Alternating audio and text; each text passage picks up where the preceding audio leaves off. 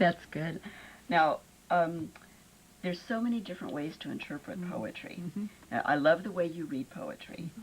but when I go to some poetry readings, they read it in that sing-songy voice. Yes.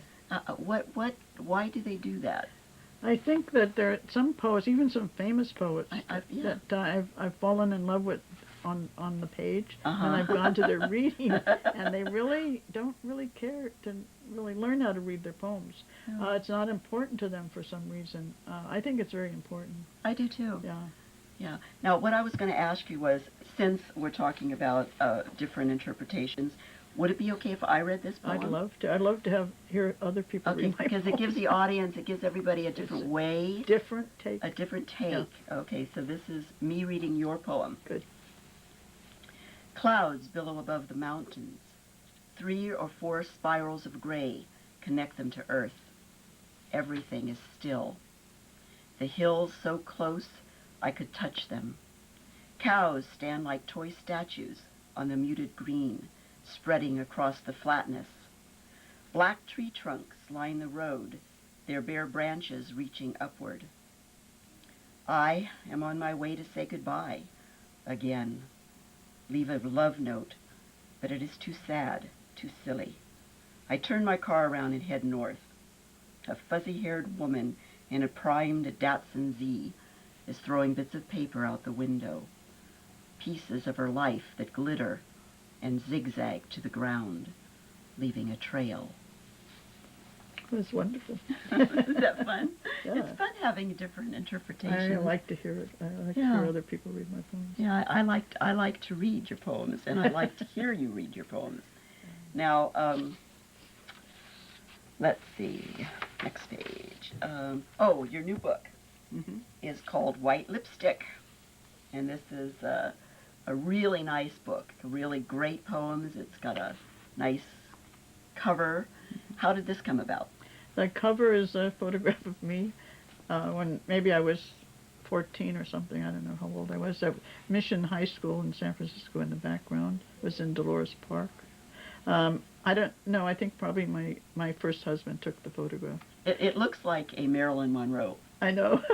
It looks very That's what much people like a say. Marilyn Monroe. Well, my oldest daughter Yvonne, she takes photographs, but she also puts photographs on her computer and fools with them, and that's what she did to that photograph.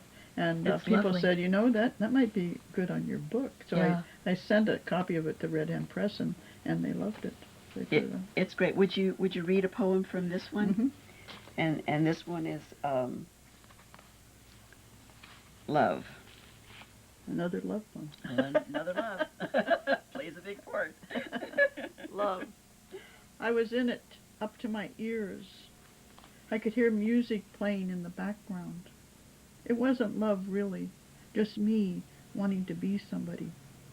I fell into it like a broken branch, carried down a rushing stream to the open sea. Very good.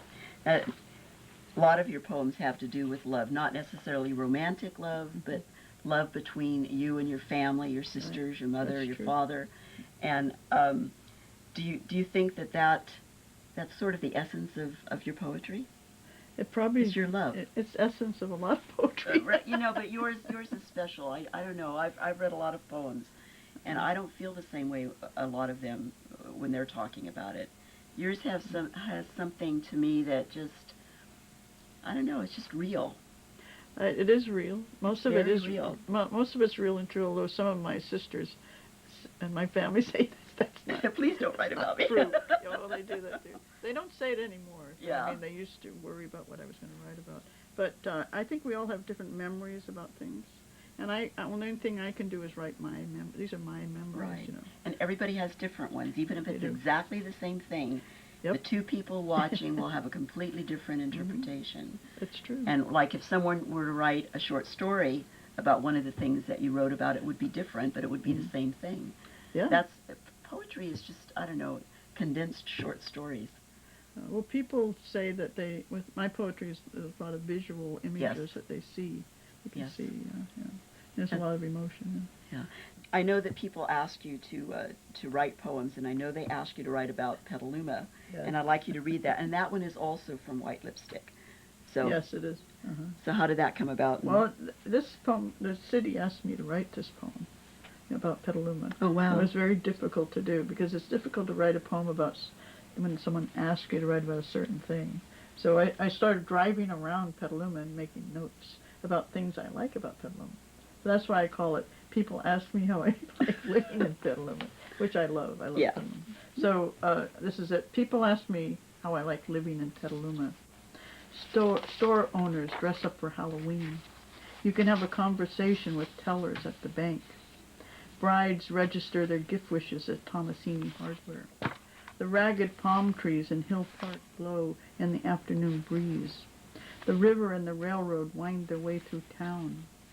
Hell's Angels, suited businessmen and women dancing down the street with briefcases, chicken floats, highlights of the Butter and Eggs Day parade. Trees shade buckling sidewalks in front of old Victorians.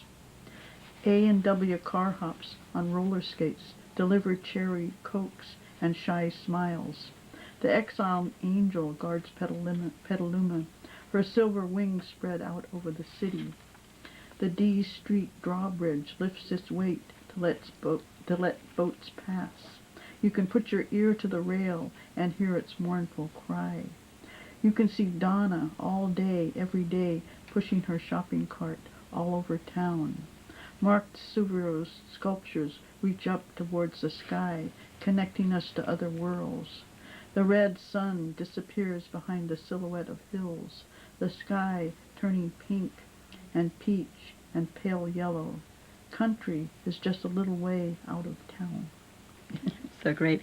It also dates Petaluma, doesn't it? Yeah, because a lot of these things are no more. Right. Donna doesn't. I haven't seen Donna in a couple years, and the railroad doesn't come through town, and A&W doesn't have the car hops anymore. That's right. It's missing.